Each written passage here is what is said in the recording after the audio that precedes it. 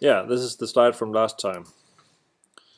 So now again, what we're talking about now is branching that happens in the code, and then ways to achieve branching in your code. And the simplest one is what I just showed you, is if then else, the simplest kind of branching. And these are, the other kind is called loops, because it's something where you sort of branch back to where you were, and that's why a loop happens. So you go down through some code, and then you hit a branch point, and then you go back to where you were. And it's a loop because you create a loop, and you can actually go around a lot of times, potentially infinitely, never getting out, if it's an infinite loop, as we call it. And the simplest one is while. So we write while, and then this red stuff, which of course a Boolean expression again, just like an if, and then a block, and then the yellow stuff, which is the code that should happen repeatedly. The Boolean expression is of course evaluated first. So once the execution gets to here, to this point, this is the branch point. At the while, we evaluate the Boolean expression, and then if it's true, then the execution just continues to this point. If it's false, it skips the whole thing. That also means that you can have some code like this that never gets executed.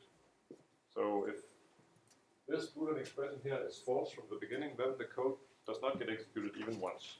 And that can be useful sometimes. Right? But if it's true, then of course we just continue. And at this point here, when we reach this point, there's another branch that just happens automatically. It always goes back to reevaluate the expression. So for every iteration, you could say the expression is first evaluated, and if it's true, then the code is executed.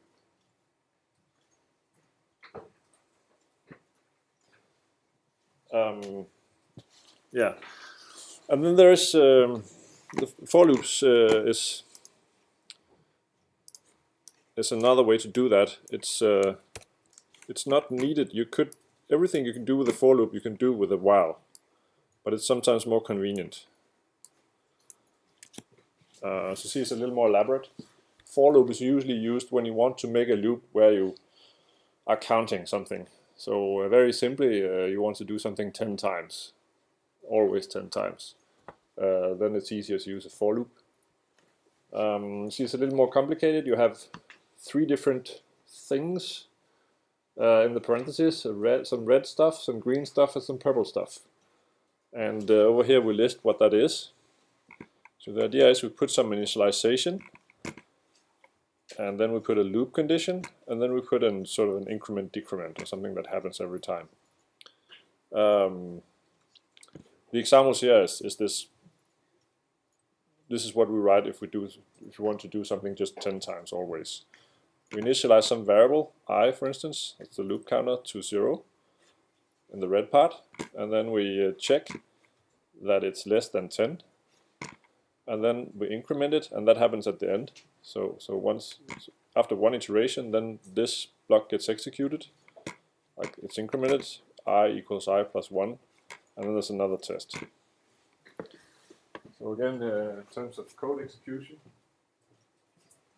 we come here, and again, just like the while loop, the test, the green stuff here, that's performed even the first time. So you can have a for loop that where this code is never executed. That's possible. So if we were to write like I less than 0, for instance, like do this 0 times, then we could.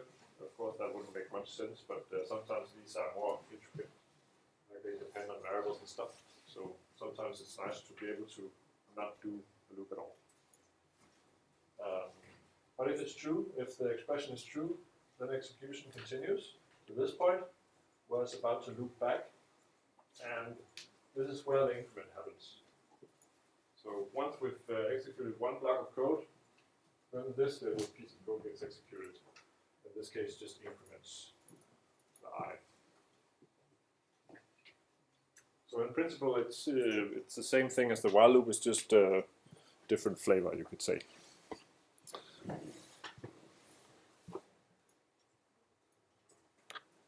Yeah.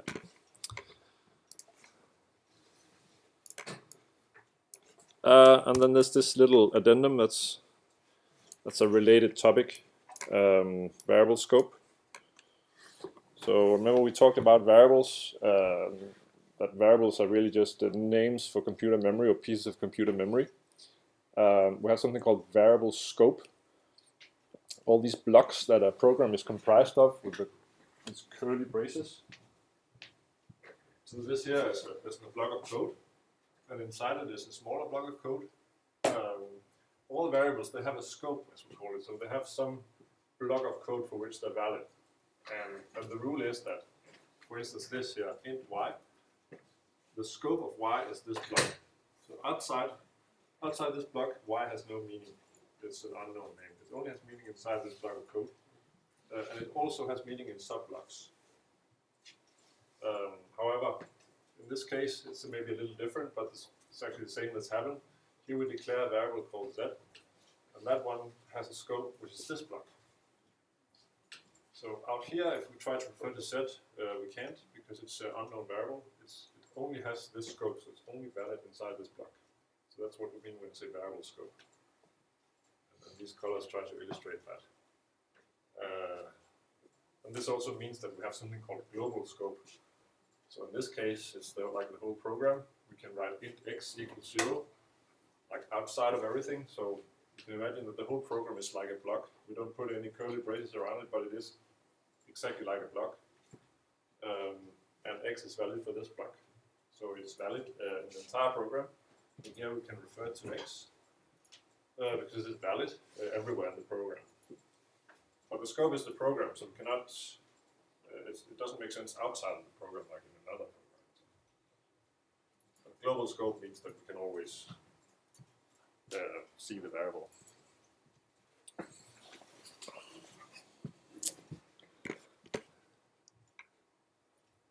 Yes.